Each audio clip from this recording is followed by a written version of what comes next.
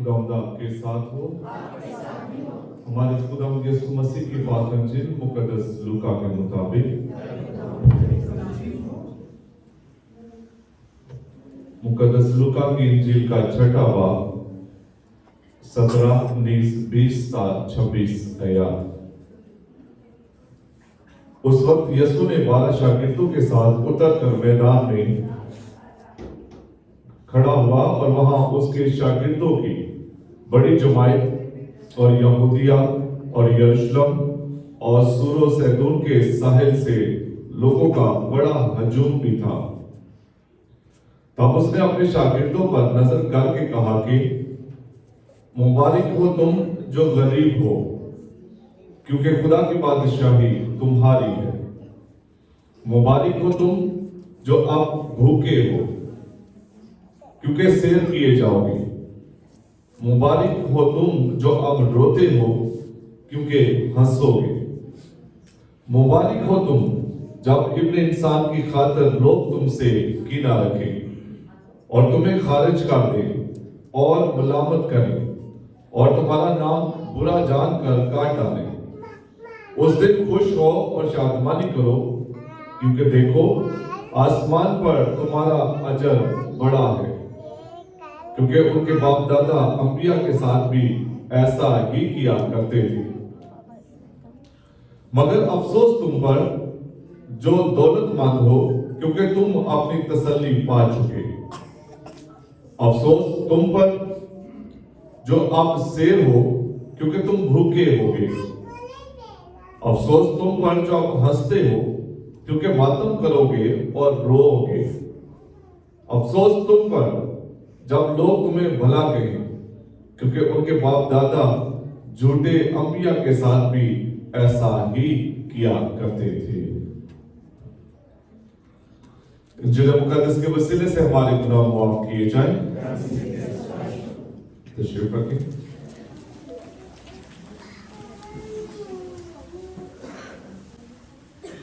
मेरे अजीजों, हम पाक मकलिसिया के साथ मिलकर आज साल के दौरान आम इतवारों में से छठे इतवार की इबादत में शरीक हैं। और आज के कलाम का जो सिनारियो है, जो मंजर है, वो कुछ इस तरह से है कि खुदावंद यीशु अल-मसीह डिसाइपलशिप पर, शागिर्दियत पर अपने शागिर्दों को पहला लेसन जो है, सबक जो है, वो देने लगे हैं। आप देखिए, अगर आपने गौर किया हो तो जो इलाके यहां पर जिनके नाम लिए गए हैं, उस वक्त यीशु अपने 12 शागिर्दों के साथ उतरकर मैदान में खड़ा हुआ। तो 12 शागिर्द जो रसूल जिन्हें हम कहते हैं, वो यीशु के साथ है, लेकिन इनके अलावा और वहां उसके शागिर्दों की बड़ी जमात। और ये जमात कहां से आई थी? यहूदिया से, यरूशलेम से और सूर सैदून के इलाके से। लोगों का बड़ा हजूम भी था। तो यीशु के पास जब शागिर्दियत की बात यीशु करने लगा है, तो उसके पास वहां पर सिर्फ 12 शागिर्द नहीं है, बल्कि 12 के अलावा एक बड़ा हजूम वहां पर मौजूद है, जिनके साथ खुदा यीशु मसीह बातचीत करने लगा है। कई दफा लोग इस कलाम को जो आज हम सुना हमने, मुबारक हो तुम जो गरीब हो, क्योंकि खुदा की बादशाही तुम्हारी है। मुबारक हो तुम जो अब भूखे हो, क्योंकि तुम सैर किए जाओगे। मुबारक हो तुम जो अब रोते हो, क्योंकि हंसोगे। मुबारक हो तुम जब लोग तुम्हें इब्ने इंसान की खातिर लानतान करें, तुमसे कीना रखें, तुम्हें खारिज करें। तो इनको मुकद्दस मत्ती की इंजील में जो मुबारकबादियां हैं, उनके साथ हम मिक्स कर देते हैं। अगर उनके साथ आपने जोड़ना भी है, तो आप देखिए ये इतना अहम कलाम है जो यीशु मसीह दे रहे हैं, कि जिसे हम कभी भी इग्नोर नहीं कर सकते। हम कहेंगे चले इसके बगैर हम गुजारा कर लेंगे, नहीं, इसके बगैर गुजारा हो नहीं सकता। मुकद्दस मत्ती की इंजील की जो मुबारकबादियां हैं, मुझे याद है एक बार ऐसे ही इतवारों की किसी इतवार की तलावत में ये आई थी इंजील मुकद्दस। तो मैंने बड़े वाज़ेह तौर पर बताया था पहाड़ी पर जब ऊंची जगह पर खुदा यीशु मसीह शागिर्दों के साथ है, तो लिखा हुआ था बैठकर वो अपना मुंह खोलकर उन्हें तालीम देने लगा।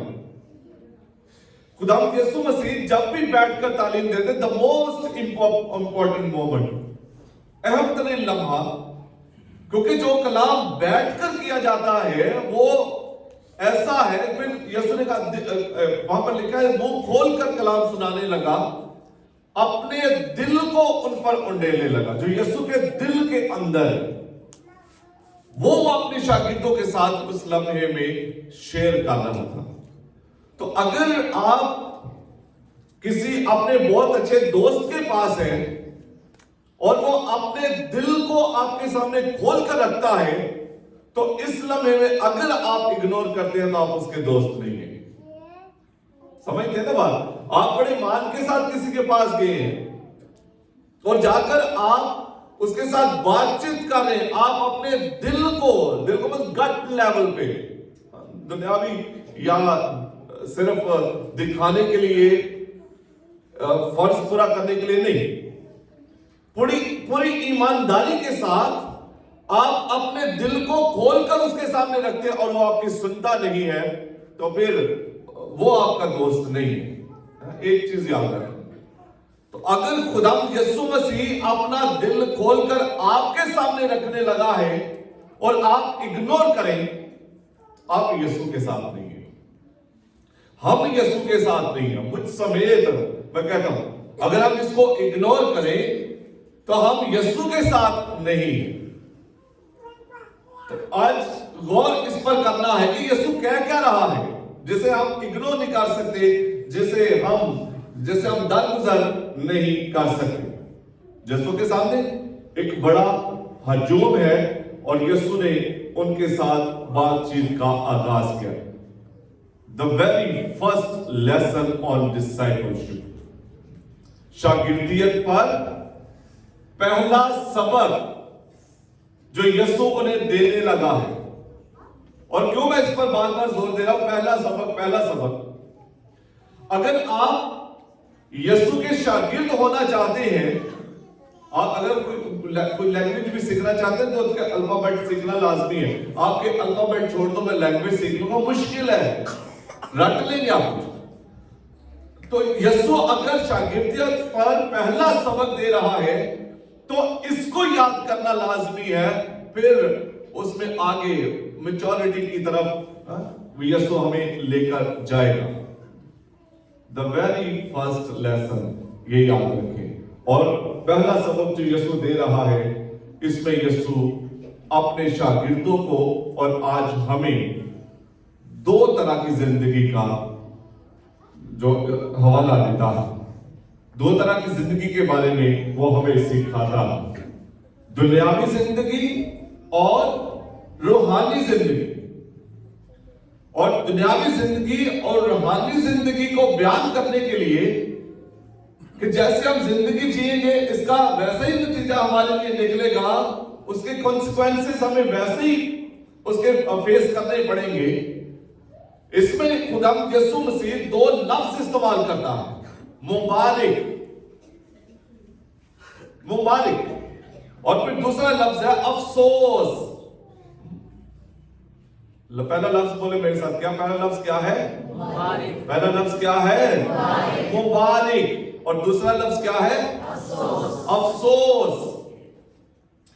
जो पहला लफ्ज है, अगर आप इसे इंग्लिश में देखें तो काम लिखा चला ब्लेसेड आर यू, ब्लेसेड, जैसे हम कहते हैं कहते हैं ब्लेसिंग्स, ब्लेसेड आर यू, मुबारक हो तुम।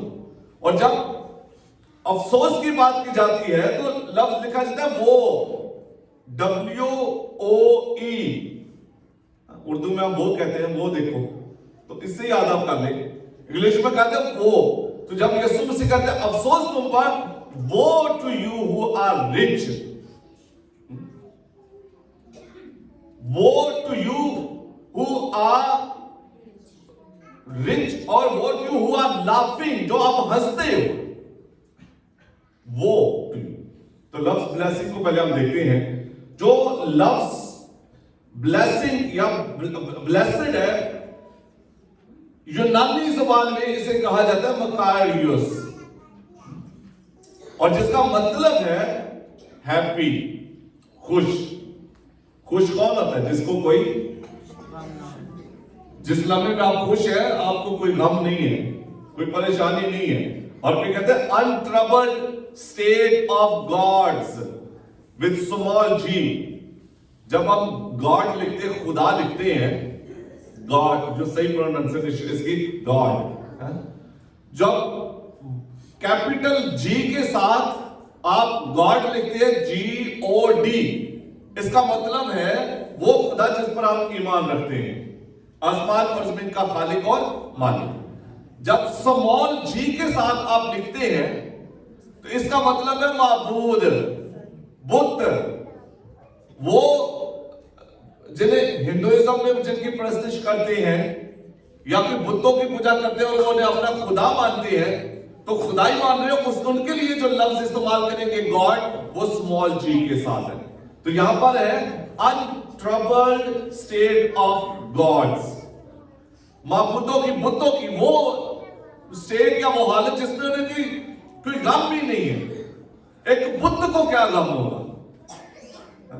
उससे तो फिक्र नहीं है ना कोई। अनट्रबल्ड स्टेट, उसको कोई ट्रबल ही नहीं है, कोई प्रॉब्लम ही नहीं है। और मोर जनरली, आमतौर पर जो कहा जाता है हैप्पीनेस ऑफ द रिच, एक अमीर की खुशी जिसे कोई फिक्र नहीं है, ना फिक्र फाका कुछ भी नहीं है कि मैंने महीने के बाद तनख्वाह मिलेगी तो राशन लेके आना, उसको ये फिक्र नहीं है, कोई प्रॉब्लम नहीं है उसको, है? तो ब्लेसेड, मुबारक, आप एक ऐसी जिंदगी का तस्वर रख ले जिसको कोई टेंशन नहीं है, कोई परेशानी नहीं है, कल की फिक्र नहीं है उसको। फिर दूसरा लफ्ज अफसोस, यीशु ने कहा वो, WOE, ग्रीक जुबान में जो लफ्ज इसके लिए इस्तेमाल हुआ है, हमारे पंजाबी में भी है, ओए। बोले लफ्ज ये ओए, क्या लफ्ज है? ये है OUAI, ओए।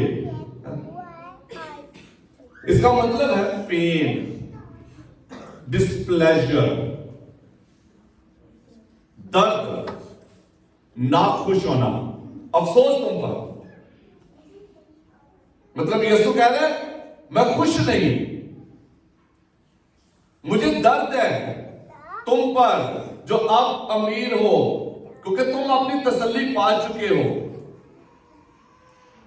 और फिर मोर जनरली, वो का मतलब है अफसोस, जो यहां पर लफ्ज है, इसका मतलब है अगर ये एक निजात याफ्ता होने के लिए एक लाइन है,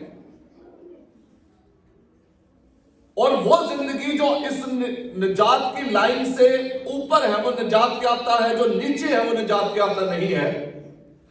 अगर कोई निजात की लाइन से नीचे है, उसके लिए लफ्ज वो इस्तेमाल किया, अफसोस उन पर, क्योंकि अगर निजात की लाइन से नीचे है तो निजात नहीं पा सकेगा ना। उनके लिए दर्द, उनके लिए दुख, उनके लिए परेशानी। अब यीशु जो सबक दे रहा है वो सबक है क्या? Rich versus poor.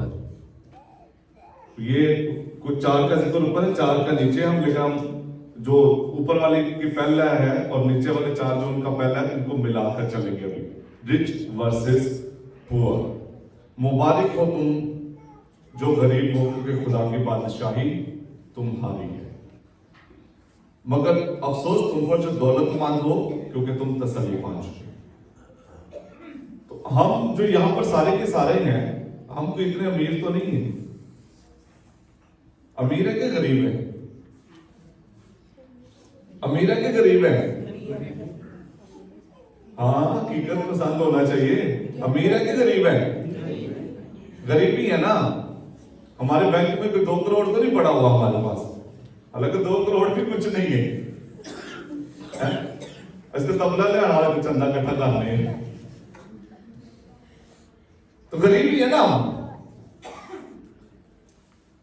आप अपने घर को देखिए, जब आप अपने घर का निजाम चलाते हैं, यहां पर शायद आपको इतनी मुश्किल नहीं होगी, सरकारी घर का किराया भी शायद इतना ज्यादा नहीं होगा मेरे ख्याल में, जितना आप बाहर निकलेंगे तो किराया होगा। कल मैं वहां पर था मुस्तफा कॉलोनी में, तो वहां पर वो हमें बता रहे कि जो द लैंडलॉर्ड, जो मालिक मकान है, उस जगह पर जहां पर ये सारे घर हैं, वहां पर उन्हें जनाजा भी नहीं करने देता। जनाजा करने के लिए भी रोड के दूसरी तरफ वो सीएनजी पंप टूटा हुआ है, जो अब चलता नहीं है, वहां पर वो जनाजे के लिए जाते हैं। गरीब है तो मुश्किल है ना उनके लिए, गरीब है तो दुख है ना। अगर जो लैंडलॉर्ड है उससे ज्यादा पैसा उन लोगों के पास होता है, ये उनसे बात करता कभी, उनके साथ बैठकर पार्टी करता, ये उनके साथ बैठकर जश्न मना, इज्जत करता। वो लोग जो घर बने हुए हैं, घरों की बुनियाद नहीं है, घरों की बुनियाद नहीं है, किसी भी वक्त गिर जाए लोग मर जाए, उसको क्या। लेकिन लोगों की हालत आपको मैं बता रहा हूं। एक बार कह रहे हैं कहीं पर उन्होंने बाहर जो घरों के बीच में जगह है सेंटर में, वहां पर दुआ भी रख दी थी, और वो आ गया, उसने सब कुछ बंद करवा दिया। जो पानी की टैंकी है, कल मुझे किसने बताया, पानी की टैंकी के बीच में इतने वो कीड़े बीच में घूम रहे होते हैं। 2-3 गाने जो फिल्टर से पानी लेके, बाकी वहीं से बच्चे पीते हैं। गरीब है। और यसु अगर उनकी हालत को देखें तो वो तो कल कंप्लेंट्स का, जिससे मेरी बात हो, वो तो कंप्लेंट गिला ही कर रहे थे ना, हम यहां पर दुआ नहीं कर पाते, यहां पर ऐसा है, यहां पर ऐसा है, ऐसा है। अगर वो यीशु के सामने बैठे हो और यीशु उनसे कह रहा है मुबारक हो तुम, क्योंकि तुम गरीब हो, खुदा की बादशाही तुम्हारी है। और अगर वहां पर वो दौलतमंद भी बैठा हुआ है तो यीशु की तालीम के मुताबिक, मगर अफसोस तुम पर जो दौलतमंद हो, क्योंकि तुम अपनी तसल्ली पा चुके। तो क्या दुनिया में दौलतमंद होना या पैसे वाला होना ये एक गुनाह है, या जिसके पास कुछ भी नहीं है और वो कहे कि मैं मुबारक हूं क्योंकि मैं खुदा की बादशाही का वारिस हूं? यीशु कहना क्या चाहता है?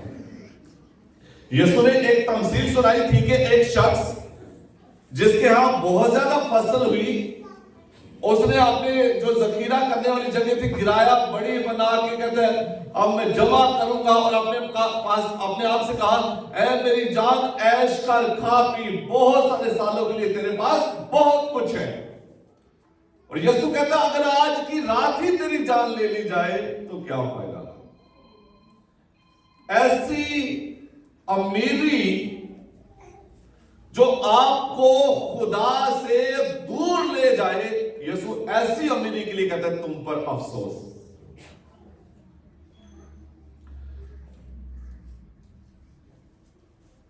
अमीर जिसके पास कल की फिक्र नहीं है, उसका खुदा पर भरोसा भी इतना नहीं होगा।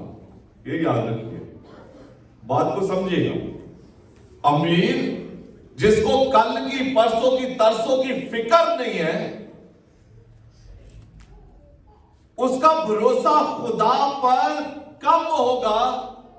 और गरीब जिसके पास आज का है और कल का नहीं है, उसका भरोसा खुदा पर ज्यादा होगा, उसका ईमान खुदा पर ज्यादा होगा, और उसी ईमान की वजह से वो निजात पा जाएगा और अमीर रह जाएगा। आपको हमारी जिंदगी की एक बहुत बड़ी टेंप्टेशन बताता हूं, दिस इज वेरी पर्सनल, और आपसे रिक्वेस्ट करूंगा कि टेक इट पॉजिटिव, मुस्बत तरीके से। हमारे एक प्रोफेसर थे श्रीलंकन, तो हम लाहौर में थे, तो एक दिन हमारी क्लास हो रही उनके साथ, उसने कहा कि यीशु ने कहा था कि ये कस्बियां और तवाइफे, ये कोड़ी गुनाहगार जिन्हें समझा जाता है, नापाक समझा जाता है, ये तुमसे पहले खुदा की बादशाही में दाखिल हो जाए। क्यों? आप एक अच्छी जिंदगी गुजार रहे हैं, आप उस तरह के गुनाहों में नहीं है जिस तरह के गुनाह में वो जिंदगी गुजारते हैं। आप देखिए जो तवाइफ में और सारा कुछ रेड लाइट एरिया में वहां पर क्या हो रहा था, आप जानते हैं सब कुछ। तो क्यों यीशु कह रहे वो पहले निजात पा जाएंगे और तुम पीछे रह जाओगे। और खास उस वक्त तो वो हम जो इस लाइफ में है कि हमने कहा कि हम सेलिब्रेसी की लाइफ गुजारेंगे। सेलिब्रेसी मतलब खुदा के साथ हम जिंदगी गुजारेंगे, शादीशुदा जिंदगी नहीं। सेलिब्रेट लाइफ इसको कहते हैं। तो कहता है क्या पता आखिर में वो पहले खुदा की बादशाही में चले जाए और हम रह जाए। वजह क्या है? आप इस जिंदगी में रहेंगे तो आपको जिस्म की सबसे बड़ी ख्वाहिश, आपकी जो टेम्पटेशन होगी वो आपके जिस्म की गोश्त की टेम्पटेशन होगी।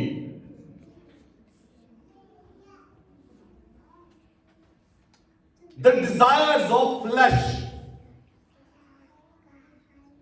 आप जिंदगी का ज्यादा हिस्सा आपका उन आजमाइशों के साथ लड़ते हुए गुजर जाता है,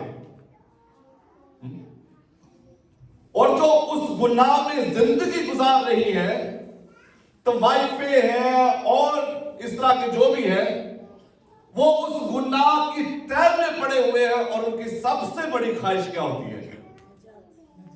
खुदा। उनको फ्लैश की, जिस्म की ख्वाहिशात पूरी करने की नहीं होती फिक्र, वो तो रुल गए हैं उसमें। तो उनकी सबसे बड़ी ख्वाहिश होती है हम खुदा को पाले, हम खुदा को देख ले वो कैसा होता है। और हम जो खुदा में जिंदगी गुजारने के दावे करते हैं, हम हमेशा जिस्म की ख्वाहिशों के साथ लड़ते रहते हैं। मुबारक हो तुम जो गरीब हो, गरीबी में ही तुम्हारा सबसे बड़ा भरोसा खुदा पर है, और यही भरोसा, यही ईमान तुम्हें खुदा की बादशाही के वारिस बना देगा। अमीर रह जाएंगे, अमीर रह जाएंगे। दूसरी बात, हंग्री वर्सेस वेल फेड। मुबारक हो तुम जो अब भूखे हो, तुम सेरोगे। अफसोस तुम पर जो अब शेर हो, शेर हो मतलब रजे हुए हो, तुम भूखे होगे। दुनियावी खुराक की बात नहीं है, रूहानी खुराक की बात है। यीशु ने कहा था कि दुनियावी चीजों के जो हम कहते हैं मैं राज्य लिया हूं, बस वो भी नहीं चाहिए है। यीशु ने कहा, शैतान से क्या कहा था? इंसान सिर्फ रोटी से नहीं जीता। बात को समझे यीशु जो सिखाना चाह रहा है। कुछ चीजें जिनकी डिटेल में मैं जाना नहीं चाहता अभी। इंसान सिर्फ रोटी से नहीं जीता, बल्कि हर एक कलमे से जो खुदा के मुंह से निकलता है, उस रूहानी खुराक की बात है। मुबारक हो जो आप भूखे हो। भूखे मतलब तुम्हारे अंदर भूख है, तो तुम उस रूहानी खुराक को हासिल करने की कोशिश करोगे। अगर आप शेर है, मैं रजा हुआ हूं, मुझे और चाहिए नहीं, आप इस हालत को समझते हैं ना, मुझे अब मैं रज गया, मुझे नहीं और चाहिए, मतलब आपने फुल स्टॉप लगा दिया, मुझे खुदा की बरकत हो, आई डोंट नीड एनीथिंग, मुझे और कुछ नहीं चाहिए। भूखे हैं तो मुझे चाहिए। रूहानी भूख की बात की गई।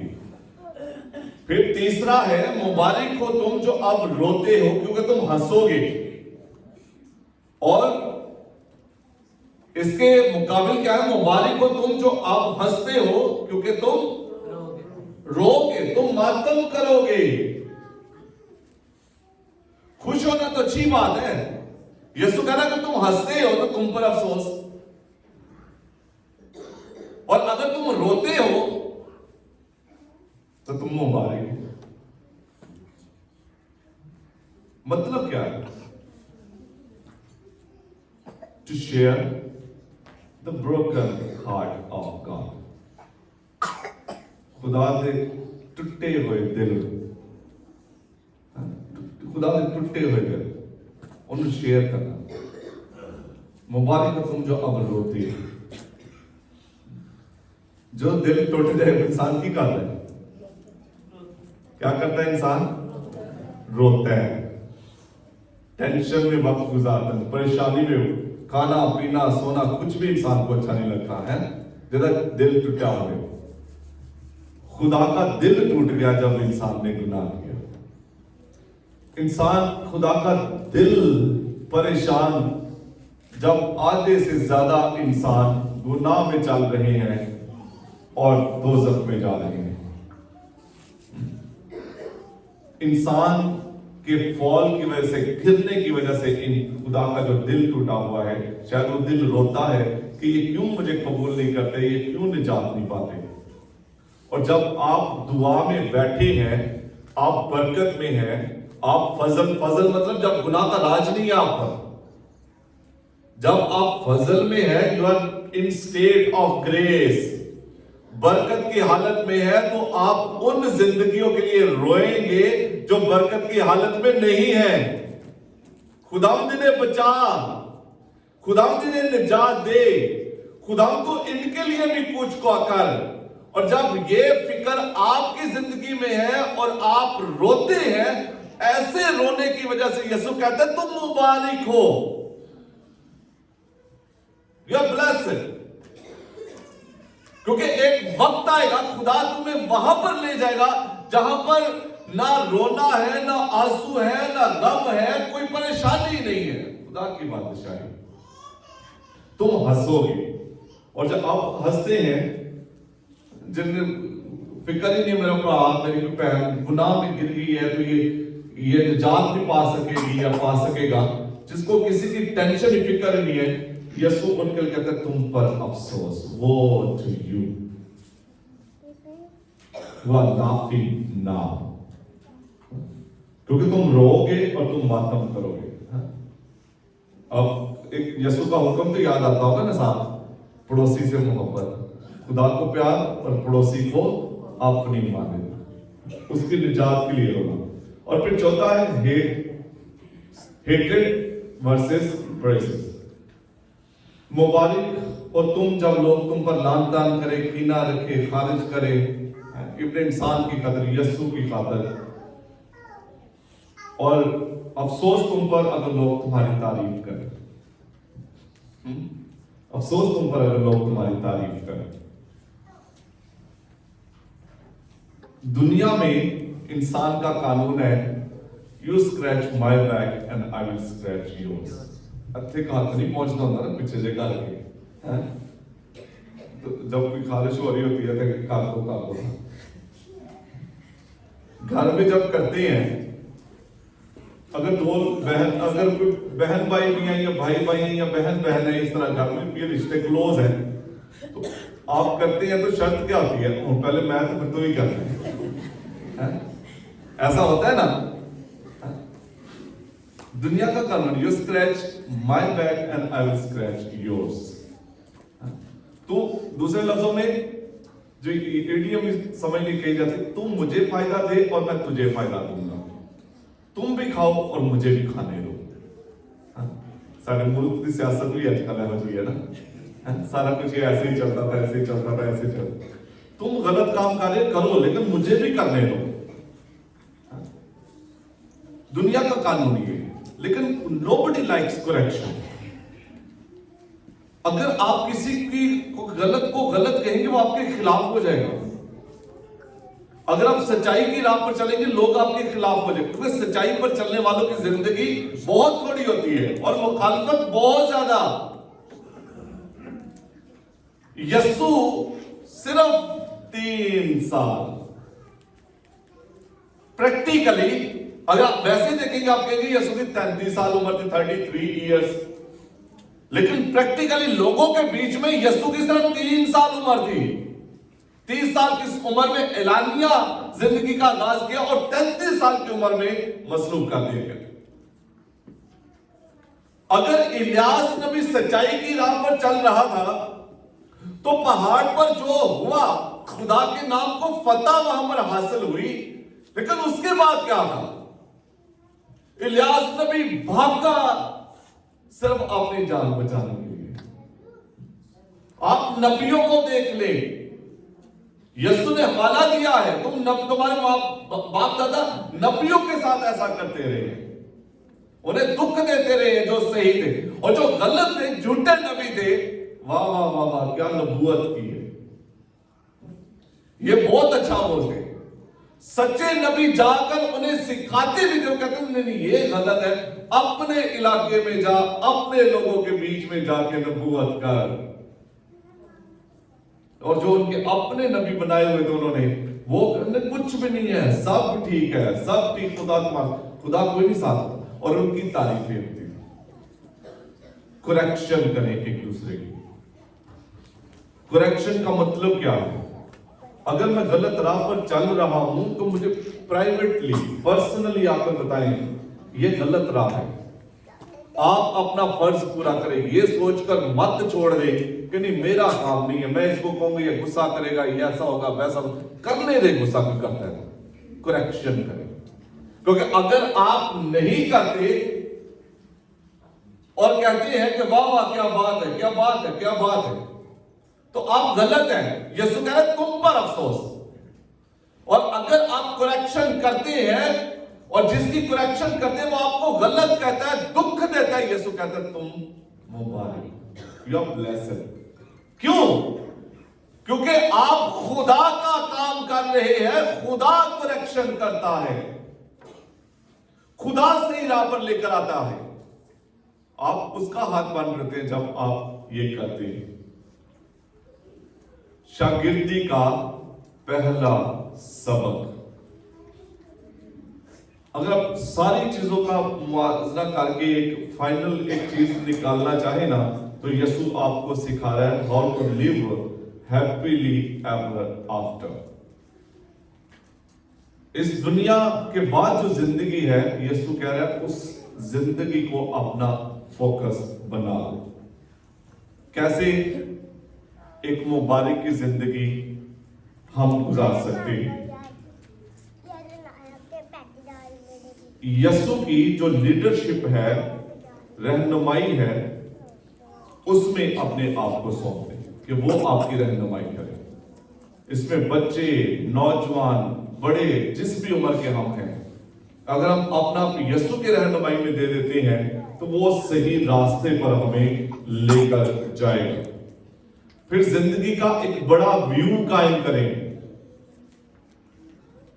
हमारी जिंदगी आमतौर पर एक, मैं अक्सर आपको मिसाल देता हूं, जहां पर जो जॉब करने वाले होते हैं सरकारी, हमारी जिंदगी जो चल रही होती है, इस टाइम में जाके बच्चों की शादियां, इस टाइम में रिटायरमेंट, और फिर घर, और घर के बाद बस।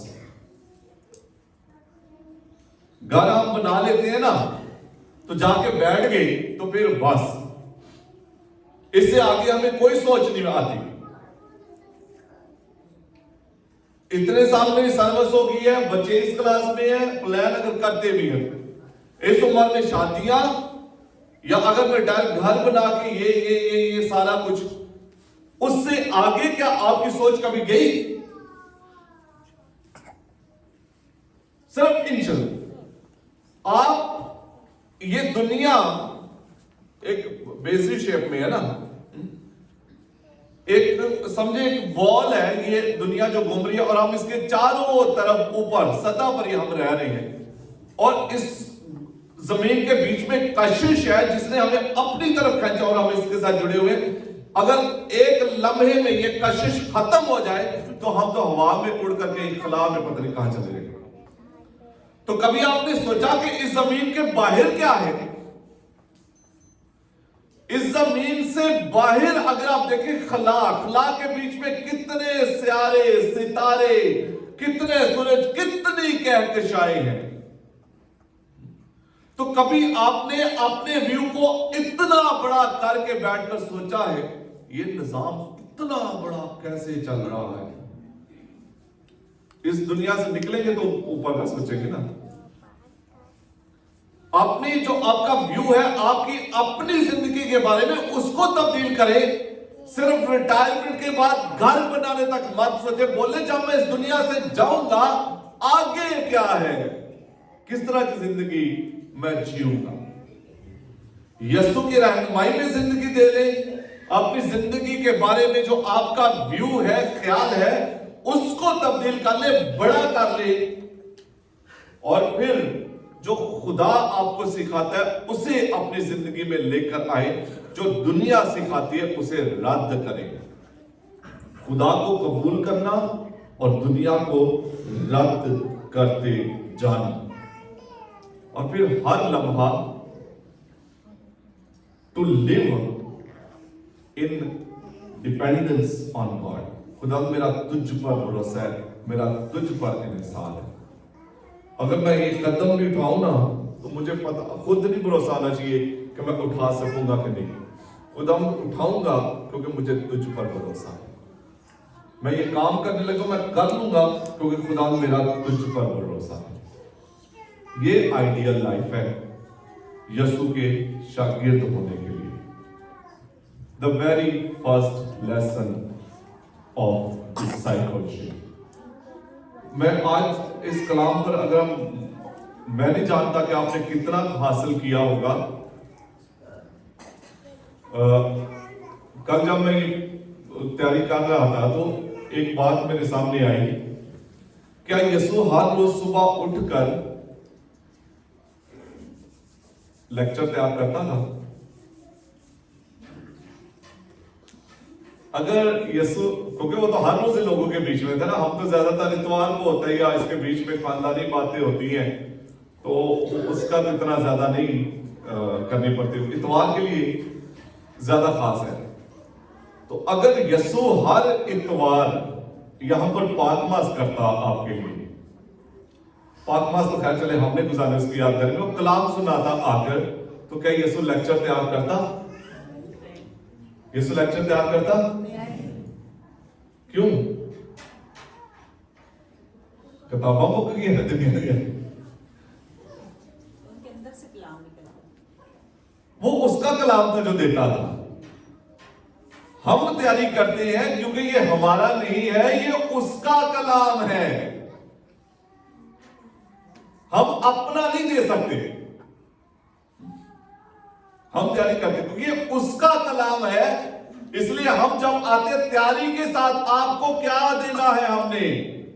6 साल मुझे इस पैरिश में हो गए, तकरीबन 7वां चल रहा है ये साल, तो 7 साल से कैसी ग़िज़ा देनी है, आहिस्ता आहिस्ता आहिस्ता आहिस्ता कैसे आगे लेकर जाना है, हमें आपको उस हिसाब से खुदा का कलाम देना पड़ता है।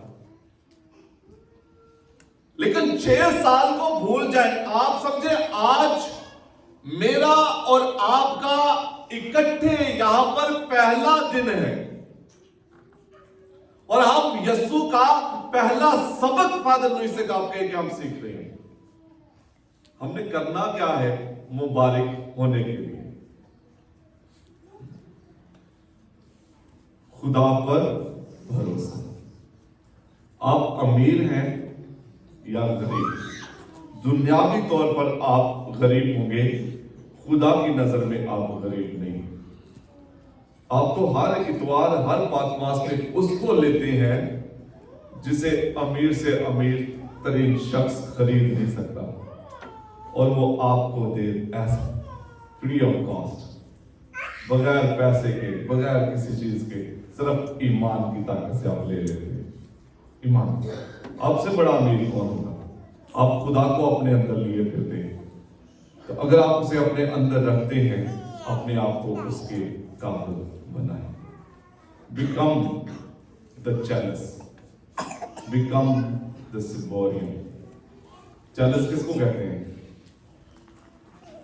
और पीछे से कुछ नहीं रखते। चैलस किसको कहते हैं?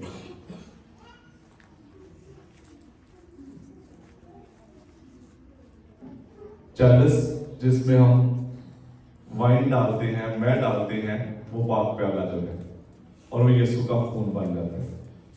सिम्बोरियम कहते हैं जिसमें हम पाक शाकत रोटी रखते हुए यीशु का बदन बन जाता है।